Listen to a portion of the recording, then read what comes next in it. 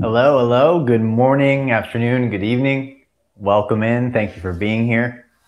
Very excited to share a journey today to a posture that I learned, I want to say, within my first year of practicing yoga. And it was a memorable moment because my teacher walked in with a newspaper article on one of the older yogis who I think she claimed herself as one of the oldest yoga teachers, if not the oldest yoga teacher living. She's no longer with us, but at the time she was.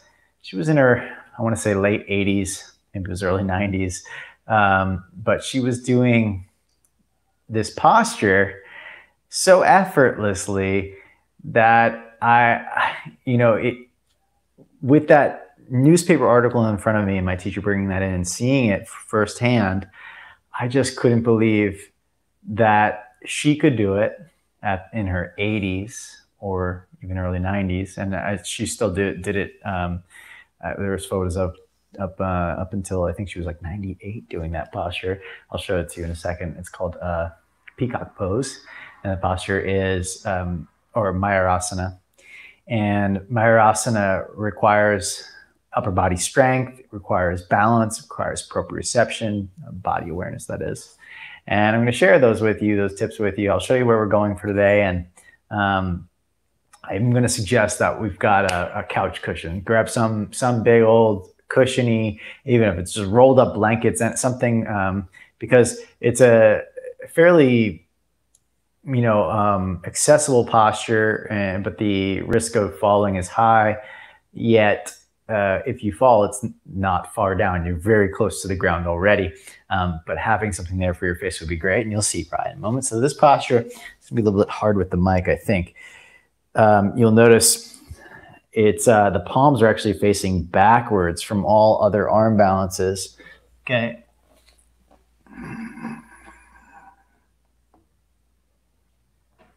It's definitely effortful as all can be. It is not a posture that I think is easy by any means. But when I saw upper 80-year-old lady doing it effortlessly, and I decided that it was something that, physically speaking, I was capable of. I just had to figure out how, and what was missing. And so this is what I want to share with you today, not for the purposes of getting the posture, but for the purpose of exploring our physical potential. Okay, that's the Annamaya Kosha. And we can treat it as a fun thing. It doesn't have to be so serious. Like, the ego starts to identify with the posture as a validation, a marker for validation. And the ego also identifies whether I'm a good or a bad yogi with the posture. But this is not our purpose for yoga practice. And this is why we're working through the koshas, to recognize that the play of the physical body is a privilege. It's really not about our identity. We can identify with the body, or we can just acknowledge that this is a magnificent manifestation that nature has created, and that we have an opportunity to actually spend a little time in this body. And why not make the most of it? While we have this physical body, let's make the most of it. And we can be more playful and more joyful with it that way. That way the yoga practice doesn't, working towards postures isn't such like a dogmatic thing, but more of a fun, joyful approach. And at the same time, we're caring for this physical form from the deepest sense of our heart, from the Manamaya Kosha. And when we practice in this way, it awakens, when we practice from a lighter sense of joy, it awakens those of you that were in the July immersion, the upper chakras, which are our kind of doorway into the deeper koshas of Vijnanamaya Kosha, the wisdom or awareness body, and then Anandamaya Kosha, bliss. Now, it's kind of like this, that the mind layer of emotions and thoughts tends to be really deep and intense when we go in there. And that's why a lot of people avoid the mind layer altogether, right? A lot of people When thinking about meditation, avoid it. When thinking about therapy, avoid it. When having a conversation with friends or new people for that matter, like new acquaintances or whatever, we avoid the sharing the parts of ourselves that potentially get close to our heart, get close to the way we feel, get close to the deeper parts of our mind. We shy away from these areas of ourselves, and as a result, we never quite get there into that depth. Now, what I want to, reason I bring that up is you could treat the mind like that, or you could actually ascend into a greater, broader awareness, or in this case, a deeper reality, that the mind isn't actually you. And the ego, that collection, the I maker, isn't actually who you are. And so therefore, all of the parts of ourselves that get so deeply identified with a posture or a way of being or a role that we play, if you move into that deeper state of Vijnanamaya Kosha, or Vijnanamaya Kosha, depending on who you ask, the wisdom body, when we get into that place of wisdom, the mind and the ego is something that we can recognize as a privilege and a joy to have. And it becomes a little more playful when we see our ego get so deeply attached. It becomes, so I'm not sure if you can see that there, but you can live in the ego where you get so wrapped up in reactions and feeling hurt by things that, damage our sense of I-ness. Or we can live in the deeper states of wisdom. That's going to happen still, no matter, I think, as long as we're human, that we're going to get wrapped up in there.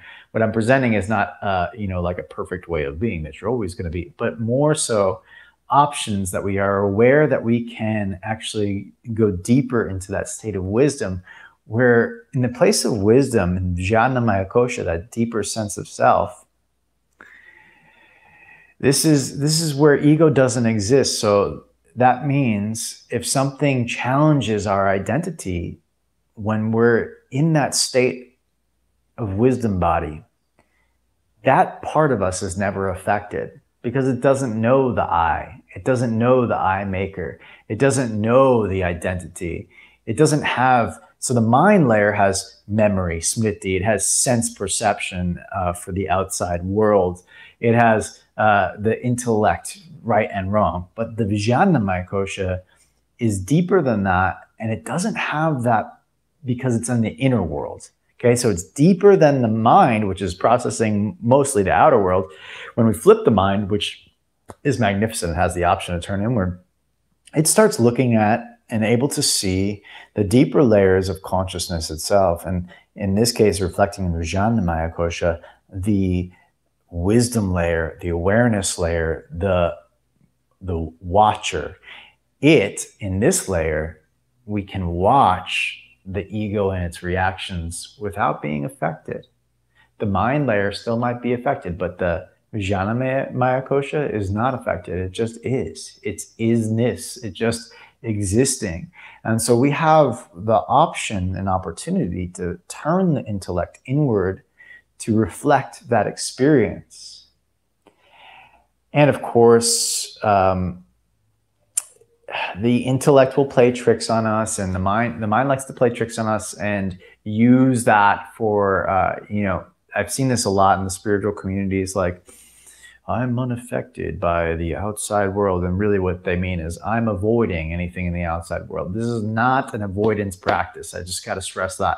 Going into this state of deep awareness requires that you are willing to go through the layers of the mind, through the challenges of the ego, the smriti, the memory, the samskaras, the deep patterns of our childhood that play out in our adulthood. We got to go through all that stuff in order to experience the deeper layers of awareness, or we could say wisdom and bliss, Anandamaya Kosha. So I bring that up with the posture that I showed you today. I showed it to you on purpose because we want to, the ego gets a little bit spun out of control. It starts identifying with, I'm weak, I'm not strong enough, I'm light, or I'm good enough for this, or I'm strong, whatever the ego is doing inside, right? So I showed it to you on purpose so that we can work beyond the ego, work beyond the mind layers, turn the buddhi, the intellect, inward to that deeper state of existence that is the wisdom body, that has no I, that has no right and wrong. It has no memory. It just is pure existence. It's hard for the intellect to comprehend that because it's beyond the intellect. So we have to flip the intellect inward, turn it inward. All right, let's get into this. Same basic actions that we did the other day for Lolasana, separating the shoulder blades, narrowing the chest, which is the opposite of the back bends that we did. But a lot of people feel when they physically narrow the chest that they're closed off, but the back body is completely open. And that's the humble bow inward that we're trying to go. We're going inward for this kind of practice, okay? So think about the back body being open, the front body being a humble bow. Let's start in child's pose, knees together today, arms by your sides to round the back, and start breathing into the back of your heart. You can tell I already ate a little bit too much breakfast too late. This is going to be a fun one for me. Hopefully you have a little more digestion time going on. Take a breath into the back of your heart, between the scapula, between the shoulder blades. And let it out. And this is a humble bow to begin our physical practice.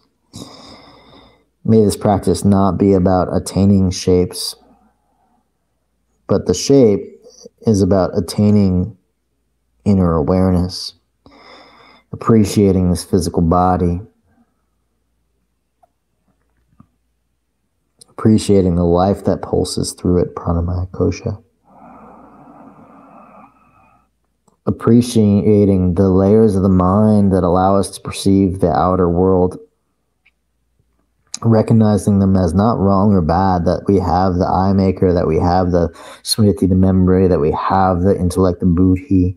These are not bad by any means. They're actually really magnificent. It's just when they get out of control and we don't also connect to the deeper parts of us. So we need to balance that out, balance the mind out by flipping the buddhi inward, by turning our intellect towards the soul, towards the deeper parts of ourselves. We turn it inward towards the wisdom body, Vijnanamaya kosha. Sometimes I refer to it as awareness, the witness, the observer.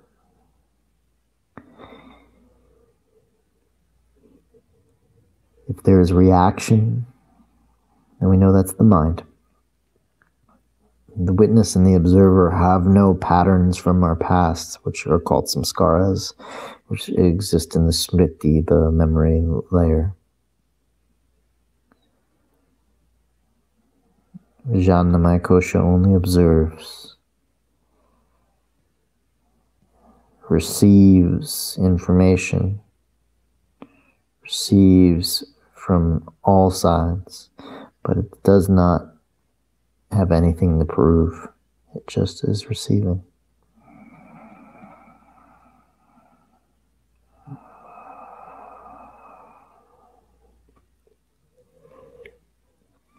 Take the arms out in front. Forward to all fours, hands and knees. Arch the back, look up. Exhale, round the back, gaze towards the navel. Inhale, arch, look up, tuck the toes, awaken the feet. Exhale, round. Inhale, arch, tuck toes, gaze upward. And exhale, round.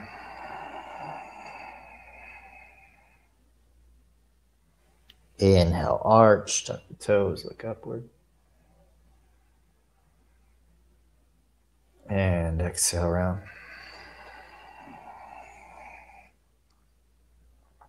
Inhale, arch, tuck the toes, look up. And exhale, downward facing dog, hips up and back. Take a few breaths to move around any way you'd like.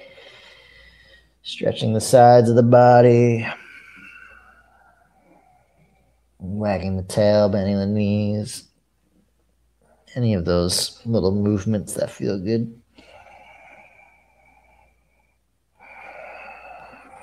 Shift forward to plank pose and grip your fingers into the ground. Hold here. Now, one of the major things for the peak posture today is squeezing the arms in and pushing down so the upper back gets broad and full. And then really rounding the spine using your abdominal muscles. Take a full breath in. Place the knees down, come to child's pose, release the abdominal contraction. Inhale forward, all fours, tuck the toes and arch. Exhale, hips up and back, down dog. Forward to plank pose, round the back, roll into plank. Squeeze the arms in, round the back a lot, and exhale, child's pose. Inhale forward, all fours, tuck the toes and arch. Exhale, hips up and back, down dog. Right leg to the sky on the in-breath. Step the right foot forward as you exhale. Come up onto the fingertips and take a full breath in. And exhale it out. So for today, we really work on the rounding of the spine. The pubic bone, the base of your pelvis, pulls towards your navel, and your solar plexus pulls towards the pubic bone. So you narrow or shorten the abdominal lengthening. So the back body gets long, but the front body gets short. Now, keeping that, try to lift the head up and lengthen the top of the head forward without losing the rounding of the back. Okay, so you see the front ribs are not touching the front thigh right now. My pelvis, my pubic bone is lifted in the front, not collapsed on the thigh. Take one full breath in. Exhale, back, down dog. Inhale forward to plank pose. Exhale, knees down, child's pose. Inhale forward, all fours, tuck toes, arch the back. Exhale, downward dog. Left leg to the sky, inhale. Exhale, step forward. And pause here, come onto your fingertips. So same thing, you can take a breath and just relax for a moment. But then we want to draw the pubic bone, that's the base of your pelvis. You want to just zip it towards your navel, like you're zipping your fly. Okay, and then round your back so your fingers get light. You want to feel that your rib cage has space between the thigh and the ribs. The front hip bone here, the ASIS, the front of your pelvis, is not resting on the thigh. It's scooping underneath as much as possible. Okay, so we're shortening the front body. That's going to be the key today. We take a breath into the back body and a breath out. Try to lift your head up a little bit away from the ground and look forward slightly. Keep the upper back rounded. Inhale. Exhale, down dog. You should feel that also in your gluteus muscles, your buttock muscles from tucking the pelvis under. Inhale, plank pose. Exhale, knees down, this time lower, chaturanga. Little cobras to warm up the back muscles. Lift the heart, inhale. Exhale, release. Inhale, lift the heart. Exhale, release. Inhale, lift the heart. Lift the hands, squeeze your shoulder blades together. Exhale, release. All fours, inhale. Exhale, down dog. Right leg to the sky on the in-breath. Step forward as you exhale. Place the hands on the front knee. Pause there. And same idea. We draw the pubic bone, the base of the pelvis where your base of your groin is. Zip it up and pull your rib cage back so you're rounding your back. Okay. Keeping that, firm your back inner thigh to the sky. Hold here. Now, if you can, remove your hands from your knee. So it's just the strength of your glutes and your core working together as a unit. That's actually something we really need today. Even the back buttocks, see if you can firm that up. Front buttocks, firm it up. Abdominals, firm them up. Take a breath into the back of your heart. And then release the hands to the ground.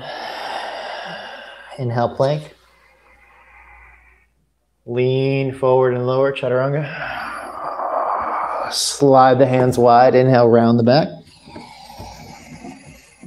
Exhale, relax the heart in front of the shoulders.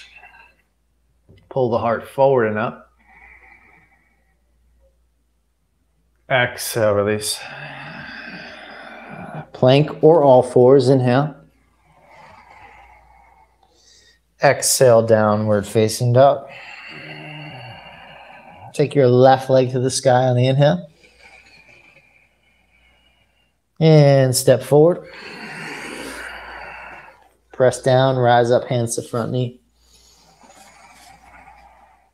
Okay, same idea, zip your pubic bone. You can undo it for a moment just to see, like if you stick your bum up to the sky like this, the front of your hip falls down on the thigh. We're gonna do the opposite of that today. So you're actually gonna pull your pubic bone up, rounding the back and firming up your back leg. Okay, keeping your back leg firm and still, as you're pulling your pubic bone up, rooting from your sit bone down into the heel. That's still happening because we need the glutes today as well. Glute muscles and front abdominals, the rectus abdominals. Okay, now take your fingertips together. If you can take them off the knee, that is. Let's do a couple more breaths.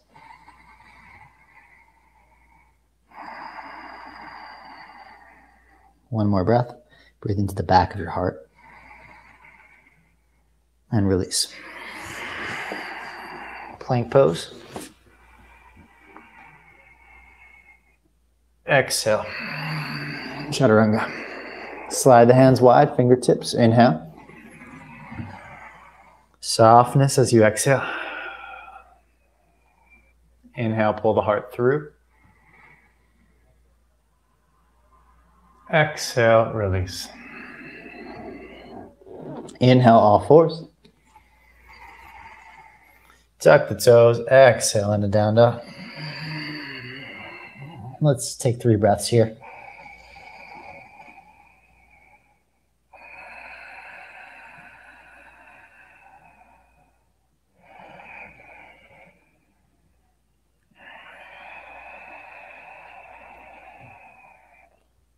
One more breath.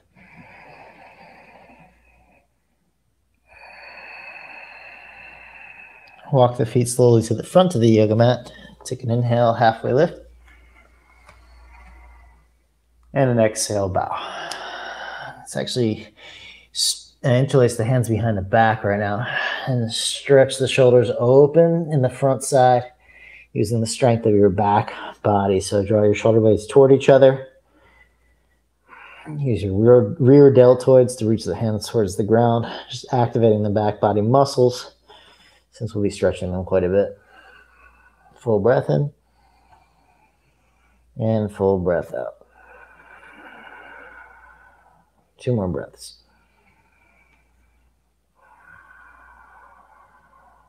One more breath.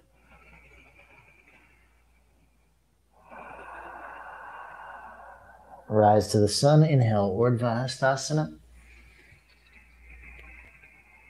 And Sahara Samastitihi. Okay, take your palms into Tadasana. I'd like you to externally rotate the arms. So turn the palms outward, all the way up the biceps rotate out.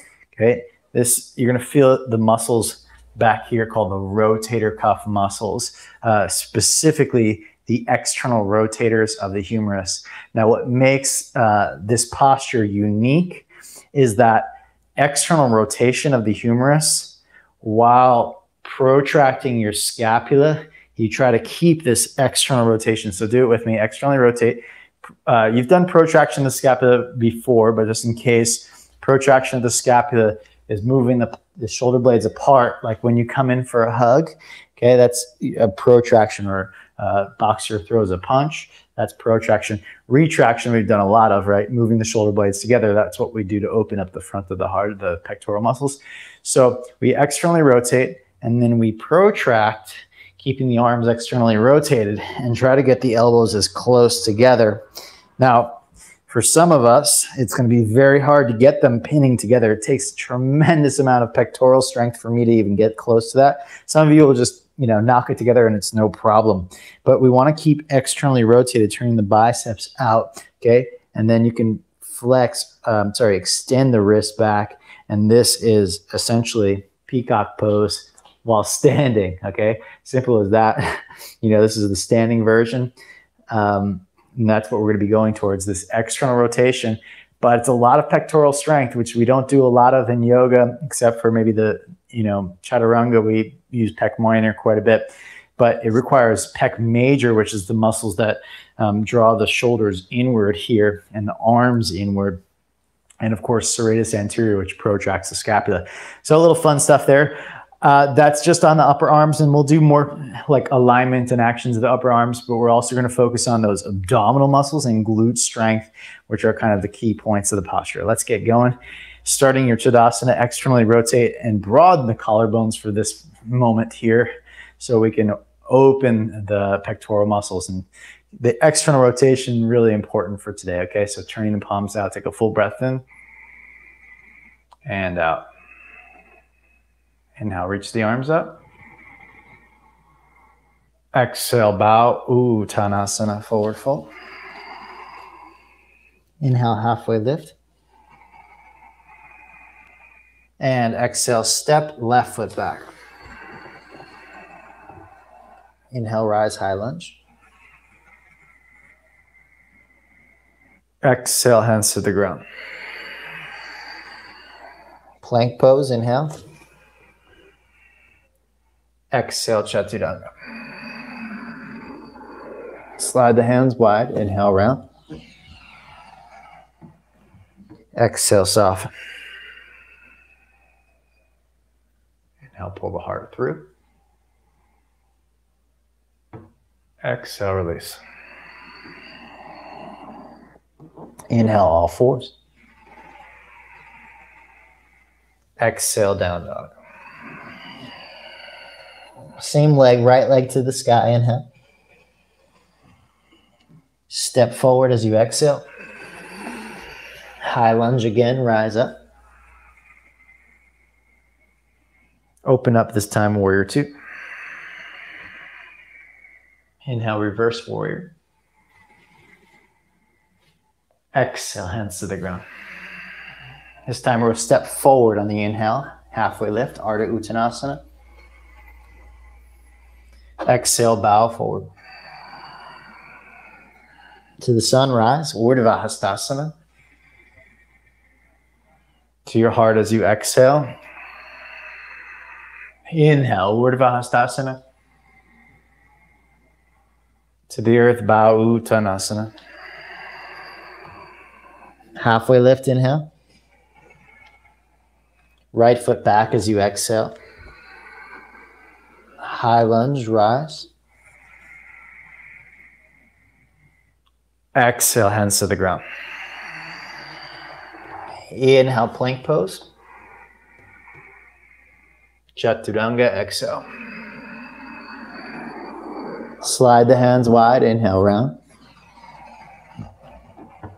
Exhale, soften. Pull the heart forward and up, inhale, lift. Exhale and release. All fours, hands and knees. Tuck your toes, exhale, down dog. Same side, left leg up to the sky, inhale. Step left foot forward. Inhale, rise, high lunge. Open up, warrior two. Reverse warrior, inhale. Exhale, hands to either side of the front foot, back heel up. Inhale, step forward. Half lift. Exhale, bow forward. To the sun, rise, Urdhva Hastasana. To the heart, exhale. Inhale, reach all the way up. Bow to the earth. Halfway lift, inhale, preparing. Step or hop back, chaturanga. Slide the hands wide, fingers, inhale, round. Soften as you exhale, melt between the shoulder blades. Pull the heart forward and up. Exhale, release. All fours, inhale. Tuck the toes. Exhale, downward dog. Let's take 3 breaths. Inhale. Exhale it out. Inhale. Exhale. Inhale. Exhale. Lift the heels up on the inhale, look forward. Empty the breath out. Hop or step lightly to the front. Halfway lift when you get there. Exhale and bow. To the sun, rise up, Urdhva Hastasana, inhale. Exhale, hands to the heart. Bend the knees, come to chair pose preparation, feet hip width apart. And then sit back, knees back, hips back, press your heels outward. Okay, keeping that. When you press your heels out, you're gonna start to feel your outer band of your buttocks activate, which we'll need for one of the variations that we're gonna do today, the outer hip muscles. And then I'd like you to sit a little bit lower and form an arc in your low back of back bend, keeping the back bend, so lifting your chest that is, and sticking your bum up to the sky to start. You're gonna keep your back muscles really toned. And then micro tuck, that means don't actually move, just like muscularly engage. Engage the muscles like you're trying to tuck your tailbone without actually moving the pelvis. So try to tuck your tailbone underneath, but don't move your pelvis, and you should feel the rest of your glutes fire up. Again, we need the glutes for today for that posture. Lift the heart a little bit taller against the tucking of the tailbone. Okay, inhale, reach the arms. Exhale, bow, Uttanasana, forward fold. Hopefully you felt your low back muscles toning a little bit as well. Inhale, halfway lift. Step or hop back, Chaturanga. Slide the hands wide, fingertips around the back. Soften as you exhale. Inhale, pull the heart forward and up. All the way to the ground as you exhale. Now come onto your forearms, just like so. Interlace the hands. You're gonna lift. First, bend your left knee as tight as you can, activating the hamstrings, and then release. Okay, now bend the right knee. Bring the heel towards the bum. Okay, and then release. Now, don't bend the knee, but straighten the left leg all the way so your kneecap kind of lifts up. And see if you can lift the left leg up off the ground using your buttocks. You can press your right foot into the ground, use your buttocks and your low back of your left side, straightening the knee, and then releasing. Doing the best to straighten your knee. It's not totally necessary, but I'd like you to focus. By straightening the knee, it really connects you to the base, your hamstrings where it meets the buttocks, the base of the buttocks, the glute muscles, and your low back. These muscles we're trying to strengthen today and we'll need for peacock. Okay, so let's try the other side. Press the top of your left foot down, press the top of your right foot down so your kneecaps lift, quads active. Now keeping the top of your left foot down, lift your right leg up. Again, try not to bend the knee, your best of your ability. You can press down through the left foot to help you out, lifting the right leg up, keeping it as straight as possible. Okay, so your buttocks, hamstrings, and back muscles work to lift it up high. Let's do a couple more breaths.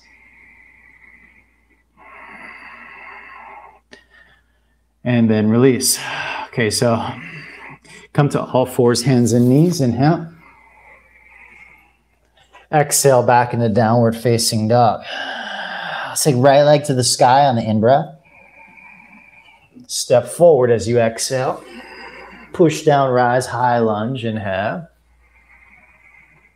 Open up, warrior two.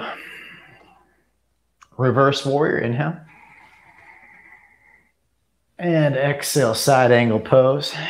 Remember the purpose, excuse me while I just move the mic here. The purpose of our practice, side angle preparation, is not to find new postures to identify with, not to, further strengthen our ego's identity with the outside world, but to flip the intellect inward. This is what we've been talking about through the August immersion, learning how to flip the intellect, the buddhi, inward to the deeper parts of ourselves, beyond ego, beyond identity, into Vijnanamaya Kosha, wisdom. Turn in the heart, take the left hand to the sky, and maybe take your right hand to the inside of your foot. Take 3 breaths. Inhale. Enjoy 3 breaths. 2 more breaths. Letting that flow of prana, pranamaya kosha, the energy that pulses through this body. Let it ease the mind layer. Okay, release the hands. Now, come up to high lunge again. And take your arms by your sides. Externally rotate them as much as you can. So palms face outward. And pull the hands towards your sides. We're going to transition to a modified Dekasana with full external rotation. Slowly lean forward, lift up, and keep your chest as high up as possible for now, working the low back muscles. But now lift the back leg up as tall as you can, turning the palms out as much as you can. Lift the back leg up higher using your buttocks and back muscles, buttocks and back. 2 more breaths, use your buttocks and back. 1 more full breath in. And then slowly as you exhale, transition by bending the knee. Take both hands to the ground. Inhale to plank pose. Chaturanga as you exhale. Inhale, slide the hands wide. Inhale, round. Exhale, softness. So heart melts between the shoulders. Pull the heart forward and up on the inhale. Exhale, release. Inhale, all fours, hands and knees. Tuck the toes, exhale, down dog. Left leg to the sky, inhale. Step forward as you exhale. Rise, high lunge. Open up, warrior 2. Not finding a very good place for my mic today, sorry. Reverse warrior, inhale. Exhale, side angle preparation, pause. Hips back. Okay, with your hips back, pull your feet gently toward each other. Go through the normal actions we do together. Okay, and then start to turn the heart. Slide the left hand down to the inside of the foot, right hand up to the sky. And we just check in with our breath. And the purpose of, when we hold the posture, there's a couple of things to, of course, become more awake to our physical body and connect to our muscles, get stronger, connect to the micro movements of our joints that we're doing, but also to feel the flow of energy that pulses through this body. That's the pranamaya kosha, second layer deep. Tends to calm the third layer, the mind. Just 1 more full breath in, enjoyable. And release, hands to the ground for a moment to pivot the back heel up. We'll go back to high lunge, a little uncommon for today. And then take the arms externally, rotate them. Again, we're going to focus on the low back and buttocks for this round. Activating those 2 points, come on up. Really trying to lift the back leg up high, using your low back and buttocks. You can really accentuate the low back by lifting the heart up, so the upper back is back bent as well for this variation. Really lift the back leg up and rotate the arms externally as much as you can. So from the low back to the back foot, we're essentially doing peacock pose already, with exception of the standing leg. The upper body is definitely different though. And then release by bending the knee, placing the hands down. Inhale to plank pose. And Chaturanga, exhale. Slide the hands wide, fingertips, inhale round. Exhale, softness. Inhale, pull the heart through and up. And release. Come to all fours and pause. Now let's take the right leg, bend the knee, bring the right leg up. Now try to straighten the leg and then keep the right leg up as high as you can. This is one of the actions that's required of you. And if you're going to do the full extent, is to be able to activate the low back, buttocks, and top of the hamstrings in order to lift the legs up behind you. Okay, it's a big strengthener of the back chain from the low back down.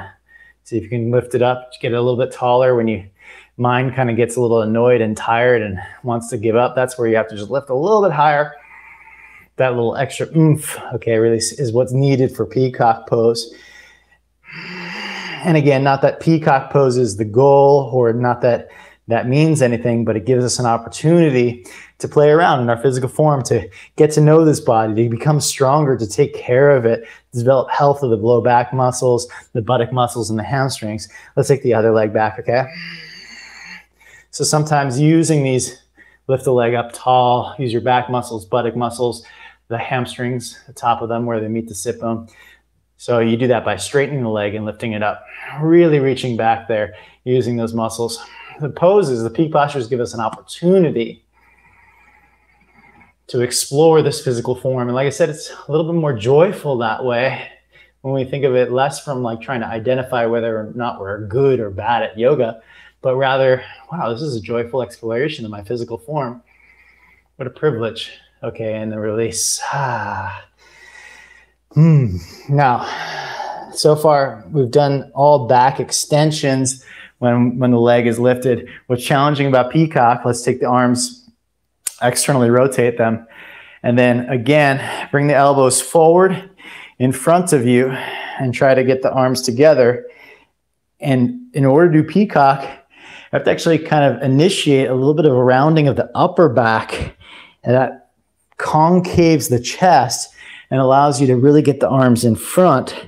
So the upper back is rounded in peacock while the low back is in an arch. That's what in the normal curvature of our spine is, rounded upper back, lower back arched, but it's hard to accentuate those and really strengthen those. So it really gives us an opportunity to see that we tend to be weak in our curves and we tend to be more flattened out. Okay, so then come to down dog. Not everybody, but a lot of us. The low back muscles tend to be overstretched and understrengthened from sitting too long. Sometimes the upper back too is over-rounded as well, but its natural curve is to be rounded. And that's partially due to the strength of our rectus abdominis. Our abdominals must be strong to be able to hold that. Let's lift the heels up on the next breath in, look forward. Empty it out, hop or step lightly. Halfway lift, inhale, lengthen. Exhale and bow. Bend the knees, chair pose, inhale. Take the arms by your sides. With external rotation, bring the arms in front. Try to get the elbows to touch. Bend the elbows so you look something like this, okay? Now you're gonna bow halfway forward and stick your bum up to the sky. So you see my low back's gonna stay arched the best it can while I try to pin the elbows together. And then eventually you can get your fingertips to touch your shins here and stick your bum up to the sky while rounding a little bit in the upper backs. Pin the elbows together. Take a full breath in, elbows, elbows, elbows, and release, bow. Inhale, halfway lift and prepare. Chaturanga. Slide the hands wide, fingertips round the back. Exhale, soften, let go of the abdominals, pull the heart forward of the chest. Sorry, heart forward of the shoulders. We'll lift the heart up on the inhale. Exhale, release. All fours or plank, inhale. Exhale, down dog. Right leg to the sun, inhale. Step forward, exhale. High lunge, rise. Open warrior two. Reverse warrior, inhale. Chaturanga as you exhale. It's just going to be a flow. So up dog for one breath, inhale, or cobra. Exhale, down dog. Left leg to the sky, inhale. Step forward. High lunge, rise, inhale. Open warrior two. Reverse warrior, inhale. Chaturanga as you exhale. Again, cobra or up dog, inhale. Down dog. All right, come forward, place the knees down. We're gonna go to the next step. So we did the back muscles here. Now we're gonna add the core muscles on. So let's take the forearms to the ground, interlace the fingers real strong. And without straightening the legs just yet, I'd like you to protract the scapula. So separate your shoulder blades like you're coming in for a hug, like we said earlier. The shoulder blades come around the back. Now, to just test it out, you can bring the shoulder blades together and melt the heart downward. That's retracting the scapula. Then do the opposite, protract. Now, pull your front rib cage in, rounding the upper back. Lean slightly forward, okay? Now, once the upper back is rounded, extend one leg at a time. My preference is that you have your legs, feet pointed for now, okay? Upper back full. Keep rounding your upper back, pulling your front ribs towards your pubic bone, front ribs in, and take your left leg up to the sky. And then release the left leg down gently. Take a breath in.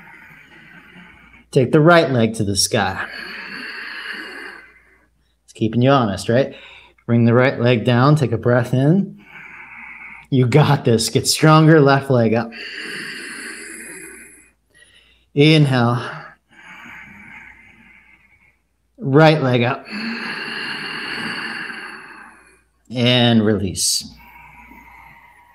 Okay, so most people ask, why pointed feet instead of tucked toes? Because if you tuck your toes, what happens is you can push with your elbows.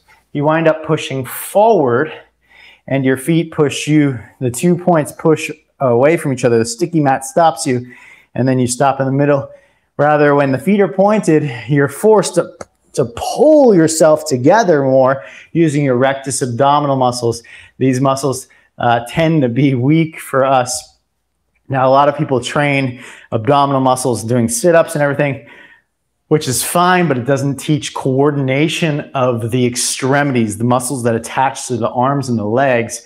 So you could have a strong core, but have no neurological connections to it. So doing a forearm plank like that really builds those connections from thought to action in your physical body. You ready for another round? I know you are. So I'll kind of accentuate the actions that I'd like you to do. So on all fours here, but with forearms, you're going to push the shoulder blades away from one another. So that should fill out the upper back. And then for now, just to accentuate the rounding of the upper back, scoop the tailbone and pull your ribs towards your navel. So your whole back is full. Okay, we're going to have to lose the pelvis a little bit when we lift the leg up, but still trying to really activate the core muscles. Now, keeping the shoulder blades apart, I'd like you to step the legs back with pointed feet if possible. Okay, now pull your elbows and your feet toward one another while rounding the back. Think of your heart drawing towards your belly and your belly pulling towards the heart. Now lift the left leg up, take a breath in. Exhale it down. Again, inhale right leg. Exhale it down. Inhale left leg. Exhale it down. Inhale right leg. And everything. Tuck the toes, come to all fours, inhale. Exhale in a downward facing dog. You deserve it. Take a full breath in. Yeah, can we bring a little bit more joy and playfulness, right? It can get really intense. Oh my gosh, I got to work so hard. You know, you could do core work that way. It's totally cool. Light up that fire inside, that drive, and it's got a purpose for sure. But another option is to do it lighthearted and joyfully, which takes us ascending up the chakras, which is the similarity, helps us go deeper into wisdom and Vijnana Maya Kosha, the deep states of being that are beyond the ego, beyond the I am. Lift the heels up, look forward. Empty it out, hop or step lightly. Half lift on the inhale. Exhale and bow. To the sun, rise, Urdhva Hastasana. Exhale, hands to heart. Inhale, reach all the way up, chair pose. Sorry about that. I'm sure you missed it. Exhale, bow. Halfway lift on the inhale. Chaturanga, step or hop. Slide the hands wide, round the back a little bit. Stretch the belly by softening the heart so shoulder blades come together now. Pull the heart in front of the shoulders, lift the heart up. Exhale and release. Inhale, all fours. Exhale, down dog. Right leg to the sky, inhale. Step forward. Rise, high lunge. Warrior two. Reverse warrior. Come to warrior two as you exhale, just to make sure we don't go too far in one direction. Interlace the hands at the low back, bend the elbows. Inhale, lift the shoulders up, and draw the shoulder blades toward each other. Squeezing, meaning retracting to the opposite of what we've done so far, and then stretch the arms behind you. Take a full breath in. Bow to the inside of your right leg. Take a full breath. And exhale. Two more.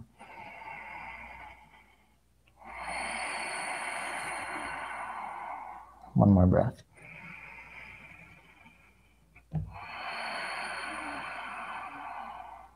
Bring the hands to the ground.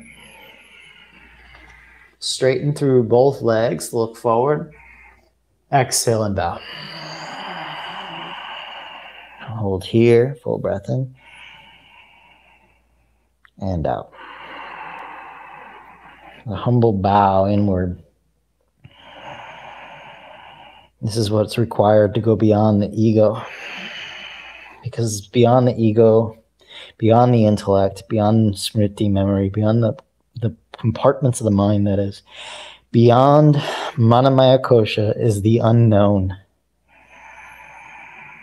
The mind doesn't like to go to the unknown. So this is, physically speaking, the humble bow to all we do not know.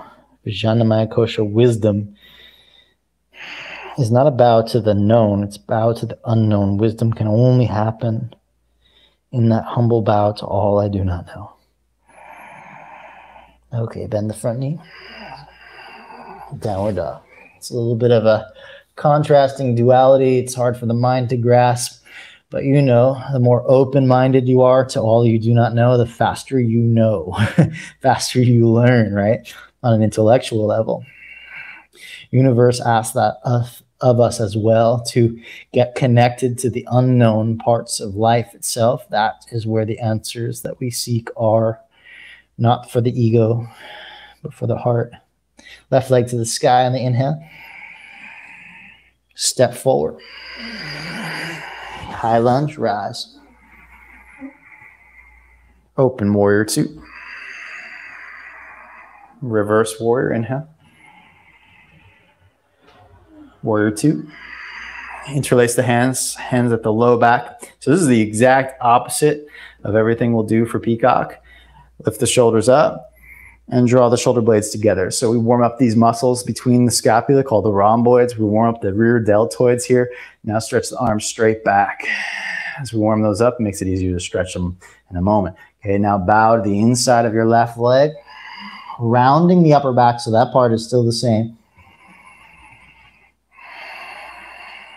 And let's do 3 more breaths.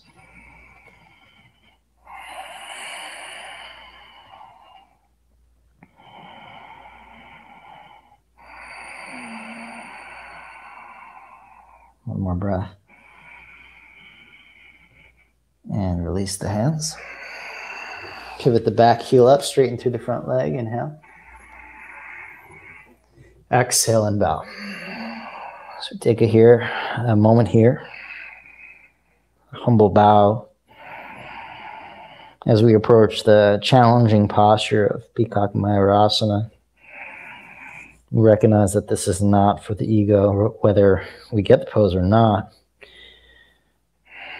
Yes, it's a fun and joyful exploration of the physical body, which may result in the pose, may not.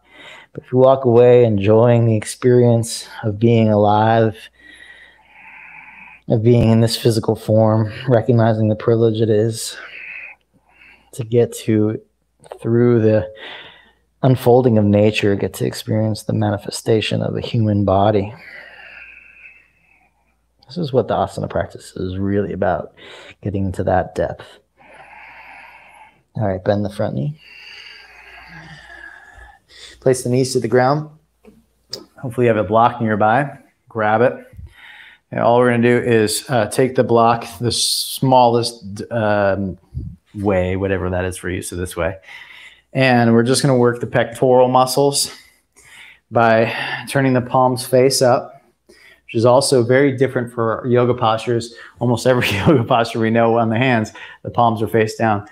In this case, we what's called supinate the forearms and extend the wrist. Okay, so we do this, and then I'd like you to be squeezing the block with your forearms. Now, with that squeezing of the block, you'll round your back like so and try to get the upper body as rounded as possible. Then, this is the hard part, walk to the front of your mat, sit on down, and keep the upper back rounded as you roll back and extend the legs. And now we'll do a upside down variation of it. So squeeze the block with your elbows. Okay. Squeezing the elbows, turn the palms face up. Use your abdominals to stay lifted and rounded in the upper back.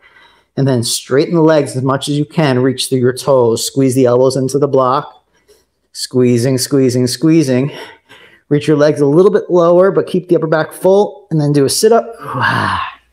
And there you are. Okay, so that's hopefully you feel a big strengthening of the pectoral muscles from that squeezing in, squeezing in, squeezing in. Now let's just stretch that out for a moment. Turn the palms outward, lift the heart, rise up. Option, extend the legs. It's a great pose if you extend the legs actually to get the glute muscles and low back strengthening. Press down through the tops of the backs of the feet, sorry, the bottoms of the feet, and then release. So if you press the top, sorry, I keep saying tops, press the soles of the feet down, that'll activate the buttocks and the hamstrings to lift it up. So we're actually going to do that again. It wasn't my intent, but then I realized how actually, what a good preparation it is for Peacock once I was doing it, realizing, wow, yeah, that's what's needed in the back. So let's try it again. Take the hands back behind you. I'm going to scoot so my feet are more or less on the mat. And the key that I found to doing this posture, feet like hip width apart, not so narrow. And with the feet hip width apart, trying to get the big toe to touch the ground. A lot of people roll out from this. And starting from a back bend, so let's start arcing the back, using the back strength, the rector spinae group, to initiate. Okay, then press down through your heels, down through the feet, press the buttocks to the sky, use your back muscles, press your big toes down, the inside of your feet, use your buttock muscles and your hamstrings, press your buttocks, low back, and hips to the sky, and then release. Okay, that is exceptional preparation that happened by accident for me, but exceptional preparation for the low back, buttocks, and hamstrings. It's exactly what it is in the lower body for Peacock Mayurasana. The upper body is a little bit different story. Okay, that's more rounded as we did. We're gonna do one other round of our lovely variation of low boat, low Navasana. So we'll start this time seated. Since I don't have to show you, you'll place the block between the forearms, supinate the forearms, interlace the fingers, flip the hands backwards so you pull the fingers back. Now rounding the back, slowly tuck the tail, but don't let, only the low back can touch the ground, only, maybe even. And the legs only lift up like 1 centimeter. Now squeeze the block with the elbows, lift the block up a little bit. Okay, just to kind of be true with yourself. Lift the block up a little bit, round the back more, tuck your tailbone, and then rise all the way up. Happy day. Oh, hello, pectoral muscles. Yes, if you bench press, then you're probably used to that. I don't bench press, though. It's a bit intense. Okay, so now just for kinesthetic touch, we're going to go to the wall and do Mayurasana pose. I'll go to this wall, actually, so you can see from a side angle. But essentially, you're going to take the arms like so. And here's, I would say, probably 90 degrees or parallel to the ground. You're going to take your hands a little bit further down. That's what's really a more realistic mimicking of the pose. You'll round your back, squeeze your elbows toward each other, and then you'll walk over to the wall and just, again, feel the hands on the wall. Now, when you feel the hands on the wall, what I'd like you to do, squeeze the elbows in, rounding the upper back. I'd like you to grip your fingers into the ground. I find it really helps when your fingers are gripping into the ground, connect from what's touching the earth, the hands, through to the core. The upper back is full. We can't really do much. Maybe we can play around a little bit. You can take your left leg back 1 inch or 2 and try to activate your buttock muscles. Okay, it's not the best mimicking, but it can be helpful. Take your right leg back, using your back and buttock muscles here. Okay, while keeping your upper back full, lift it a little bit higher. Then we'll take the left one. Actually, it helps pretty nicely. Okay, fingers are still gripping the wall. Take the left leg back as much as you can without losing the rounding of the upper back. Then switch again, right one. Now it's really starting to kick in for me. Okay, fingers grip the ground or grip the wall and release. Woo! Yes, yes, yes. Okay. So I got a beginner version of this, but it requires a little bit of flexibility of the groins, and it has a little stretch of the adductors. So let's just do goddess pose for a moment. Take the hands to the inner knees, press outward with the knees, with your hands that is, and stick your bum back for a moment just to stretch the inner thighs.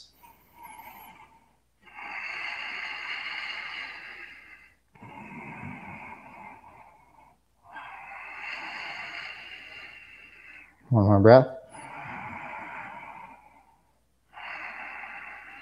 All right.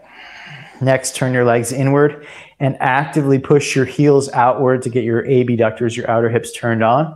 And you can take Prasarita Padottanasana, bowing forward.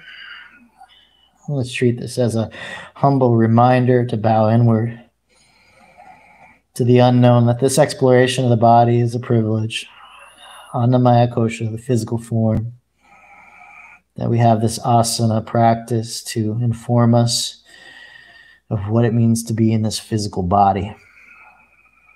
The privilege that it is. And with great gratitude, we practice yoga, pushing the backs of the legs apart using your outer hips. And then coming onto a seated position and bringing the feet together. So now, Baddha Konasana, this posture here, press the heels toward one another and take your hands. This is going to be a different variation. You'll take your hands underneath your knees like so, lift them up with your hands, and then this is significant right here because as you lift your arms up, you're using these muscles called the bicep muscles, and those muscles are what's required in order to balance that posture, the full peacock, because that's what stops you from falling over is the bicep muscles. So you're going to pull up with your hands, and with your knees, press down into your hands, resisting by pulling your hands up using the bicep muscles, but with your knees, pressing down into your hands. Pressing down with your knees into your hands and pulling up with your hands using your bicep muscles. Okay, holding on to that. strengthening the biceps very hard in yoga. There's not much that we do where we pull up like this. So this is an opportunity to shift the shape a little bit, where the knees pressing down, working the outer hips and buttock muscles, where the arms pulling up, working the biceps. So we're working them against one another. So you could do like range of motion kind of things where one wins and then the other wins. If you really want to get deep into this, it's quite fun. Okay, and then release. So we're just about there. I'd like you to grab your couch cushion or your blankets or whatever you got, just as your safety net. And I'm going to show you the first variation, which may or may not be easier or harder, just depends on your body and different areas. So the way, what areas of tightness and strength. The way I recommend starting is knees wide, okay? So your knees are wide and your elbows come inward as tight as they can. Now, of course, females, breast tissue can get in the way. It's a little bit challenging, so you do your best so that you can.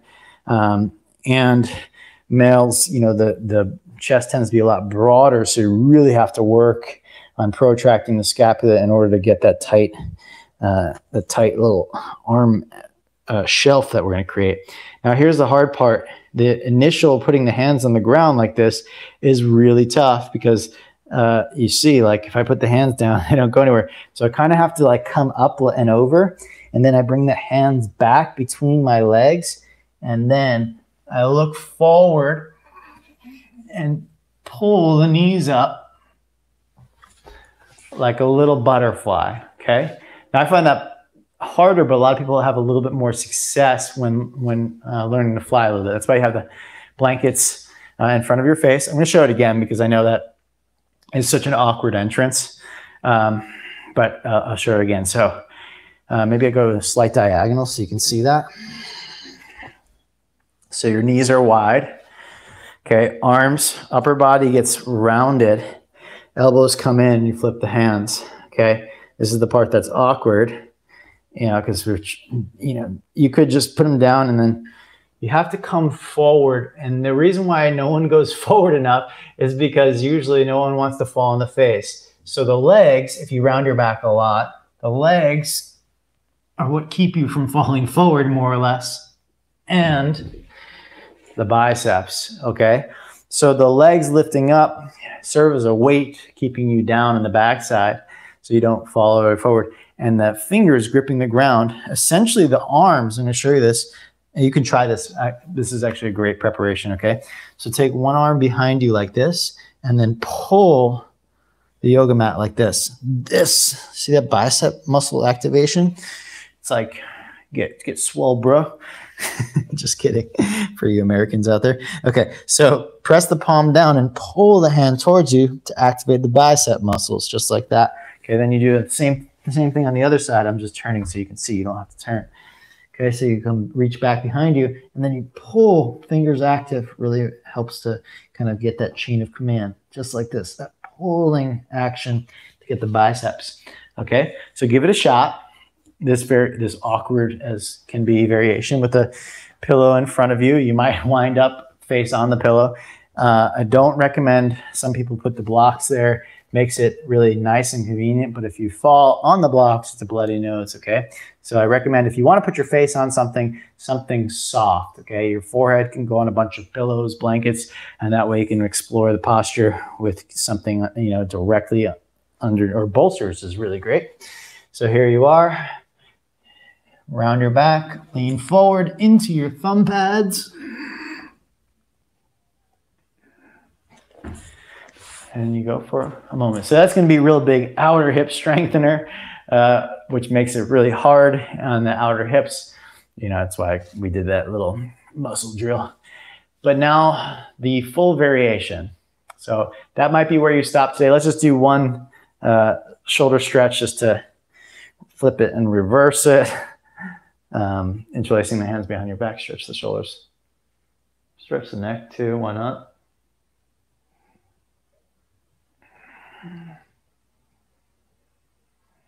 Okay, so, you've done the shape a few different times. But elbows in, hands face back, fingers grip the ground. And all we're gonna do is peacock pose in a push-up position first. So both feet on the ground. I can't stress this enough. Okay, so please watch the demonstration. Okay, so similar setup. Hands. Here's the start. And then I go one leg back, the other leg back, and hold. Upper back full, and then look, see how I lean forward? Forward.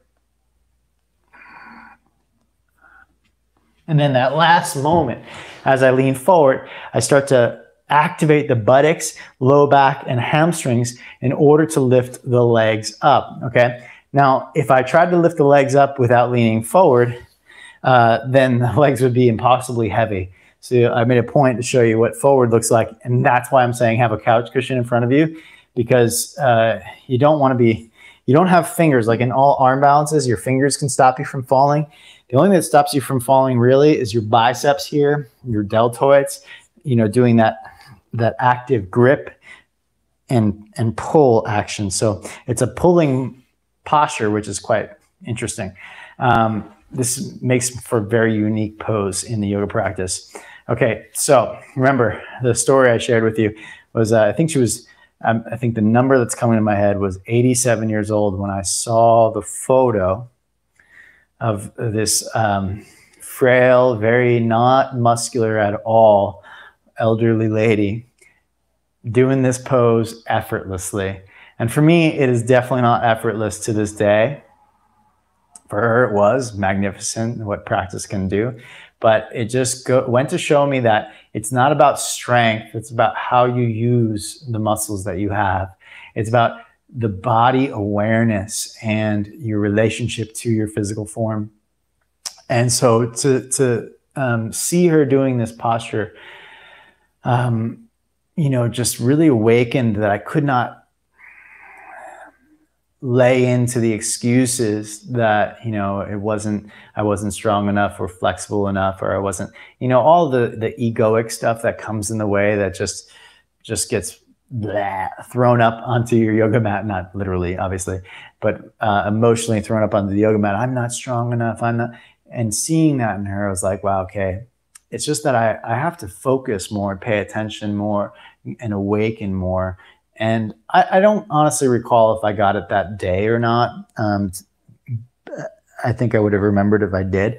But that lesson really carried through and helped me to kind of diminish, not in a competitive way to get towards the pose, but diminish the parts of my self-defeating self, the ego, to just treat the yoga practice as a gift. Like, I want to be able to do this when I'm 87, 97 years old, and not because the pose represents, you know, something that defines me, but rather it's like, I want to be that awake and aware of my body at that age. And now, right now, I don't want to wait till then, but now and through that age, you know, and that's the purpose, is to take care of this physical form on the Maya Kosha while I have it. And that only comes from that deep wisdom layer of Vijnana Maya Kosha, where you recognize that this yoga practice is not about serving the ego, but about going beyond it. All right, so let's, you know, I'll show you again, or you can try it out with me, wherever you want to do. Here we go. Take the hands back. And you can just do plank pose one leg at a time and hold, and then lift one leg, right? And then lift the other leg, and then come down, or lift by leaning forward. Lift both legs. Okay. You know, lifting one leg at a time really can serve to find, okay, what do I need to build? What do I need to build? Taking this one step at a time. Now, if you're thinking about, wow, my feet will never come off the ground, it's just about leaning forward, and that's going to take confidence through repetition. Confidence will build. All right. You can always, of course, rewind. I think I gave you everything, really. Just the arm squeeze in, the upper back rounds. Maybe I'll just go over the key points one more time for you. So the arms are externally rotated. They squeeze in, and the upper back rounds. That's the upper body. And then my leaning and shifting of weight is forward towards the front of the yoga mat. So step one, once I get all of these actions externally rotated, rounding the spine and placing the arms in, I come on up and I bring the hands back behind me.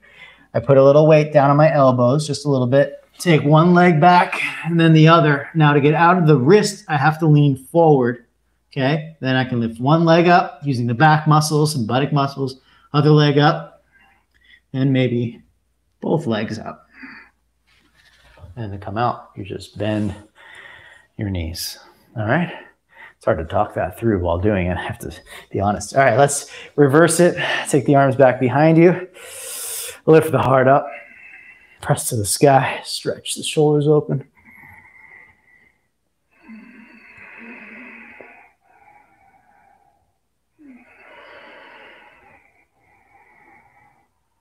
And release.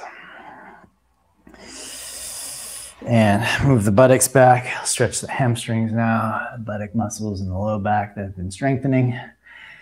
Paschimottanasana. The humble bow. Draw the chin into the chest maybe.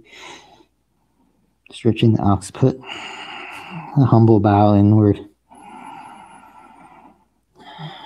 As we've journeyed through the koshas, the month of August, we've gone through the physical self, the Annamaya kosha, which has the 5 elements within it. Physical body has the earth, water, fire, air, space. Pranamaya kosha, the energy that is left behind in this physical body after every inhale and exhale. Energy is left over after we've digested our food, the energy that creates digestion for that matter. It's Pranamaya kosha. Manomaya kosha, the mind layer, which is our perception and our ability to receive the information and process our experience of life through thoughts and emotions. We have this ego, the identity, the I maker. We have the smriti, the memory. We have the manas, the part of our mind that this is something that we haven't really gone through, by the way, in this immersion. If you're interested in that, I believe that was in the June immersion that we worked through the layers of the mind. But just filling you in, there's different compartments of the mind, the intellect. We talked a lot about the buddhi, right?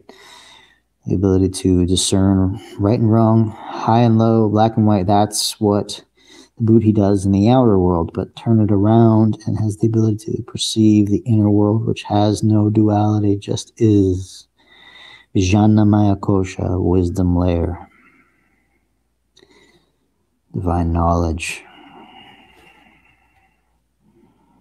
Awareness. This is Vijnanamaya kosha. Wisdom that emerges when we soften the mind and turn it inward. Okay, coming on up.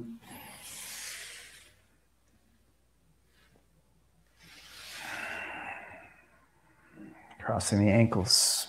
Actually, let's just turn around and lay on our back, heads facing the front of your yoga mat. One reverse posture. We'll do bridge, just gentle, nothing too big here. And release. If you need anything else, like a happy baby pose or a twist or anything like that, you're more than welcome. But we'll meet when ready in Shavasana, or option, constructive rest with cactus arms. It's another way of allowing the body to release.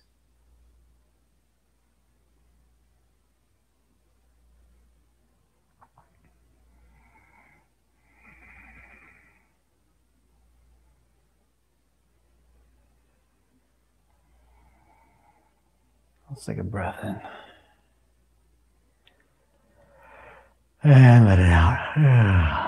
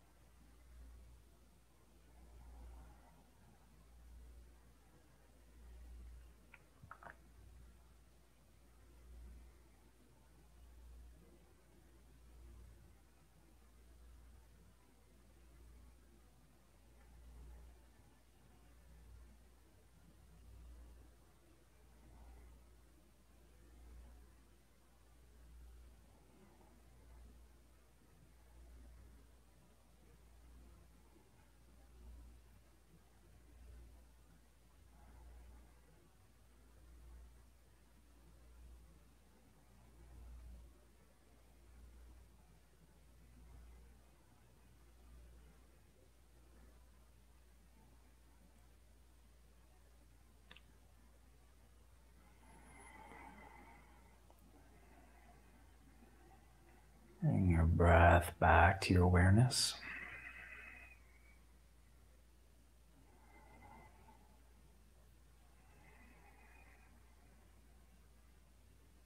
Deepen your breath.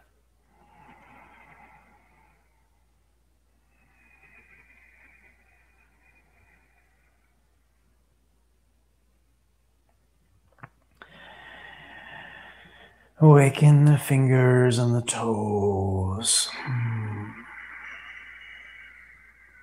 Stretch the arms.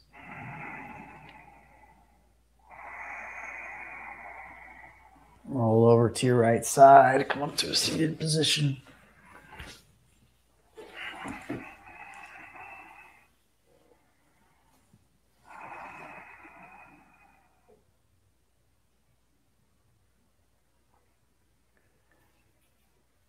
Place the hands at heart.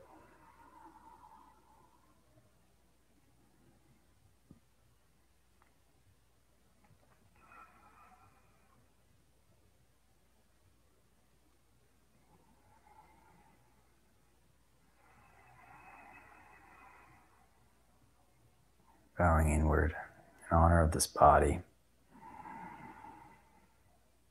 And with gratitude for this practice, the layers of our being, the layers we call the koshas, the physical, energetic, mind, wisdom, and the bliss that lies underneath it all, encasing the underlying current of consciousness itself. We bow. Namaste.